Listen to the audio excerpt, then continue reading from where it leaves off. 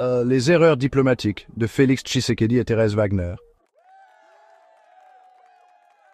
Depuis son arrivée au pouvoir, Félix Tshisekedi a multiplié les efforts diplomatiques, enchaînant les voyages à l'étranger pour redorer l'image de la RDC sur la scène internationale. Cependant, bien que certains de ces efforts aient permis de remettre le Congo au centre des débats internationaux, particulièrement en comparaison avec son prédécesseur Joseph Kabila, la gestion de la crise à l'est du pays reste marquée par des erreurs stratégiques majeures. Avant de nous pencher sur ces erreurs, reconnaissons tout de même quelques points positifs, notamment la nomination de Madame Thérèse Wagner comme ministre des Affaires étrangères. Madame Wagner est une femme très active, éloquente et largement appréciée par le peuple congolais. Le choix de Tshisekedi à son égard est indéniablement excellent.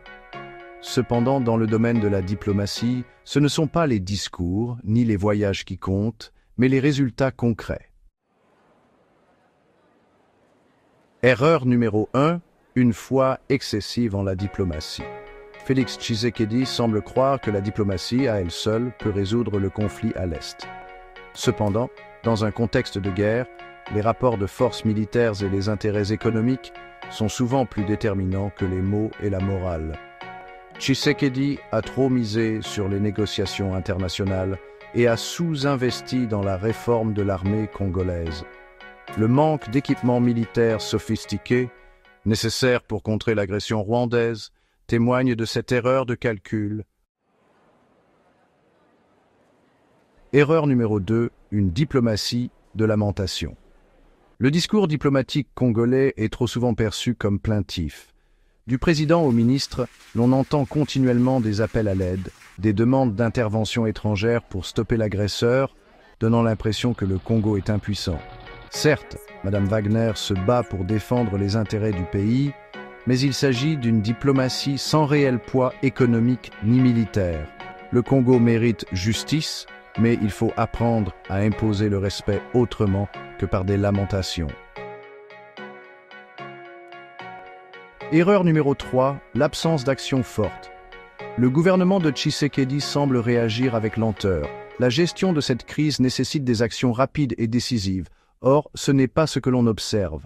Imaginez l'impact qu'aurait une riposte militaire ferme du Congo en réponse aux agressions rwandaises, par exemple un bombardement stratégique en représailles à la prise de Goma. Kagame n'écoute pas les mots, il avance avec la force. Pourquoi le Congo n'agit-il pas avec la même détermination? Erreur numéro 4. Une confiance naïve dans les puissances occidentales. Il est bien connu que certaines puissances occidentales soutiennent indirectement le régime de Paul Kagame. Et pourtant, le régime de Tshisekedi continue de croire que ces mêmes puissances agiront en faveur du Congo. Il serait peut-être temps pour la RDC de revoir ses alliances, de fermer certaines ambassades et de suspendre des accords de coopération qui ne profitent pas au pays.